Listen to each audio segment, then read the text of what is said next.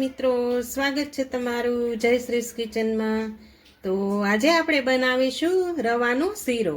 તો રવાનો શીરો બનાવવા માટે અહીંયા મેં બધું જ માપ એક સરખું લઈ લીધું છે। તો આપણે અહીંયા મેં જે રવો લીધો છે થોડોક બારીક સેજ જાડો આવે તે રવાનો ઉપયોગ કર્યો છે। તો અહીંયા જે એક વાટકો રવો લીધો છે તેની સામે આપણે એક વાટકી ખાંડ લીધી છે અને તેની સામે આપણે એક વાટકી ઘી લીધું છે। તો આપણે ત્રણેયનું માપ એક જ સરખું રાખવાનું છે। તો તેમાં આપણે અહીંયા દૂધ એડ કરવાનું છે। તો આપણે એક રવો વાટકી લીધી છે તો તેનું સામે 3 વાટકી જેટલું આપણે દૂધ એડ કરી શકીએ। તો તમે પાણી પણ એડ કરી શકો છો, પણ અહીંયા હું દૂધ લીધું છે। તો આ દૂધને આપણે એકદમ સરસ રીતે ગરમ કરીને જ લેવાનું છે। તો ચાલો આપણે રેસીપી શરૂ કરીએ। તો અહીંયા આપણે એક જાડું પેન લઈ લીધું છે। હવે તેમાં આપણે જે વાટકી ઘી લીધું છે તે આપણે બધું જ એડ કરી દેવાનું છે। તો ઘી સરસ ગરમ થાય પછી જ આપણે રવાને એડ કરવાનું છે। તો અહીંયા આપણું ઘી એકદમ સરસ રીતે ગરમ થઈ ગયું છે। હવે આપણે જે રવો લીધો છે તે અંદર એડ કરી દેવાનો છે।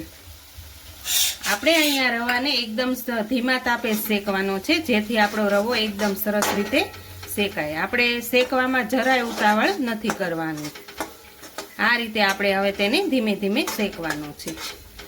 ઘણા લોકોને થોડીક પ્રોબ્લેમ્સ આવતી હોય છે કે આપણે શીરો તો બનાવતા હોઈએ છીએ પણ થોડોક ચીકાસવાળો બનતો હોય છે અને પરફેક્ટ માપ નથી આવતું હોતું।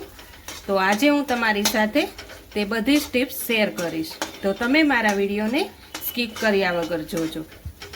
તો આ રીતે આપણે રવાને ધીમા ગેસે શેકવાનો છે।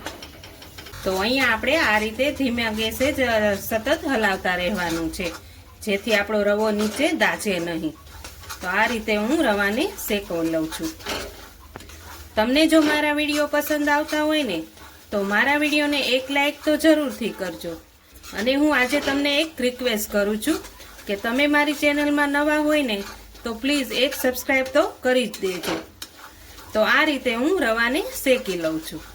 તો તમે જોઈ શકો છો અહીંયા આપણો રવો એકદમ સરસ રીતે ઘીમાં ફૂલવા લાગ્યો છે આ રીતનો। પણ હજી આપણે રવાનો સેજ બ્રાઉન કલર કરવાનો છે જેથી આપણો રવો એકદમ સરસ રીતે શેકાઈ જાય। તમારે શેકવામાં જરાય ઉતાવળ નહીં કરવાની।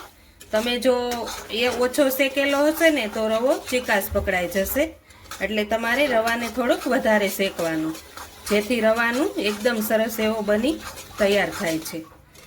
હજી આપણે અહીંયા 4 થી 5 મિનિટ સુધી શેકી લઈશું। તો તમે જોઈ શકો છો અહીંયા આપણો એકદમ સરસ રીતે રવો શેકાઈ ગયો છે। જો થોડોક કલર પણ ચેન્જ થઈ ગયો છે। તો આ રીતે આપણે રવાને શેકવાનો રહેશે। હવે અહીંયા આપણે થોડી વાર ગેસની ફ્લેમ બંધ કરી અને આપણે દૂધ એડ કરવાનું છે। આ આપણે જે વાટકી દૂધ લીધું છે આ રીતે હું 3 વાટકી જેટલું દૂધ એડ કરી દઉં છું। તમારે અહીંયા ધીમે ધીમે જ દૂધ એડ કરવાનું રહેશે। તો અહીંયા આપણે દૂધ બધું જ એડ કરી દીધું છે। હવે આપણે ધીમા ગેસે એકદમ સરસ રીતે મિક્સ કરી લેવાનું છે। આ રીતે દૂધ જ્યાં સુધી બળે નહીં ત્યાં સુધી આપણે તેને હલાવતા રહેવાનું છે।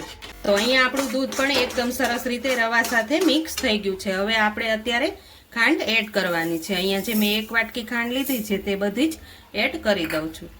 તમે જેવું મીઠાશવાળું ખાતા હોય તે રીતે તમારે ખાંડ એડ કરવાની રહેશે। જો વધારે પસંદ હોય તો તમે 2 થી 3 ચમચી જેટલી વધારે ખાંડ એડ કરી શકો છો।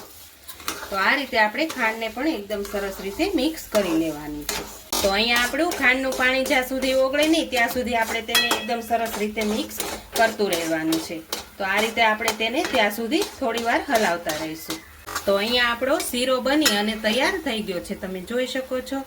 હવે અત્યારે આપણે થોડું ડ્રાયફ્રૂટ્સ અંદર એડ કરી દઈશું। હવે તેને પણ એકદમ સરસ રીતે મિક્સ કરી લઈશું।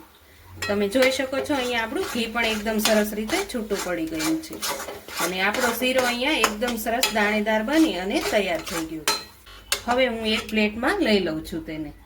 તો તૈયાર છે આપણો એકદમ ટેસ્ટી એવો રવાનો શીરો બનીને તૈયાર થઈ ગયો છે। તમે પણ એકવાર આ રીતે ઘરે જરૂરથી ટ્રાય કરજો। ને તમને જો મારી આજની રેસીપી પસંદ આવી હોય તો મારા વિડીયોને લાઈક કરજો, વધુમાં વધુ શેર કરજો।